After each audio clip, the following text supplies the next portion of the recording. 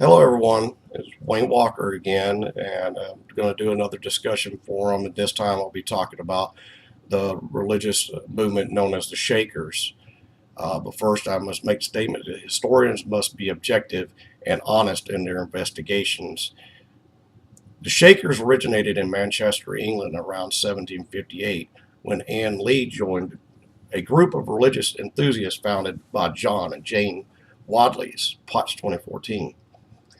The Shakers were originally Quakers that broke from the original Quaker religion in search of a different type of spiritual experience. The Shakers' belief system was based upon spiritualism, which included the belief that they received messages from God that were expressed in dance, shaking, and other ecstatic activities. After about 10 years of being part of the group, Ann Lee took control of the movement.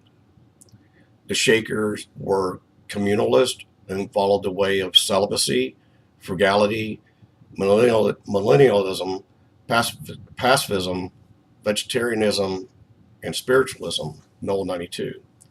As pacifists, Shaker members declined to bear arms during the American Revolution and Civil War periods, opting to remain neutral and stay to themselves and their communities and not be involved or take sides.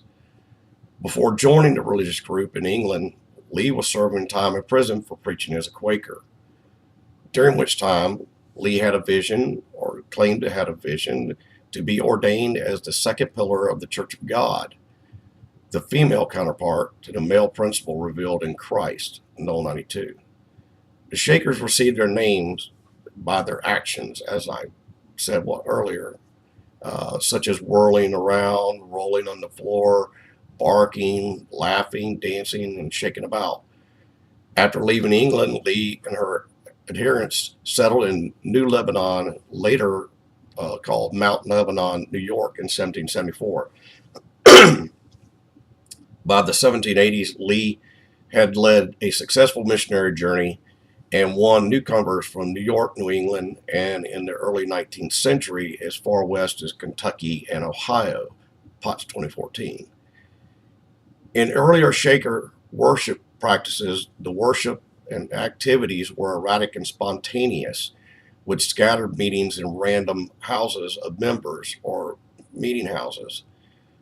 Following Lee's death, however, in 1784, James Whitaker, an English missionary preacher, took control of the group for a short period of time. However, it was in 1780 that a longtime member, Joseph Meacham, a Baptist revival leader, joined the Shakers. And after the death of Whitaker in 1787, Meacham took control and started organizing the group meetings and rituals in a more organized manner, Arthur 2013. Under Meacham and his leadership, the group evolved, and with some manuscripts describe the group meetings as more regimented, scheduled, organized, and with orchestrated male and female separated uniform dancing. Meacham organized the Shaker villages in a gospel order with a hierarchy of separate families. After Meacham's death in 1796, longtime female Shaker leader Lucy Wright uh, became the principal leader of the Shakers for the next nearly 30 years. The Shaker meeting houses were an integral part of the Shaker life and spirituality, Author 2013. Tremendous thought and care was placed into the architecture and development of meeting houses for dancing and worship and gathering for worship.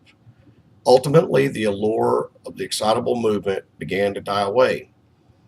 In the 19th century, through the ordered, disciplined, and monotonous Shaker life, there was little amusement and no chance for intimate interpersonal relationships, especially for young people. The movement was destined for failure. Author 2013. Although very few believers of the Shakers movement could be found in the 20th century, there are still a handful that continue to carry out on the religious organization and movement that shaped the Shakers in the early 1800s. There were at one time over 10 villages of Shakers. Today, in the Northeast, today there is but one active Shaker village located in Maine called the Sabbath Day Lake Shaker Village. And from what I've seen, it appears there, as of 2017, there's only probably 2 or 3 members left remaining in the Shakers. So it started out off branch, offshoot, if you will, of the Quakers. It looks like through my reading and research that Ann Lee took it in another direction once she got involved with it.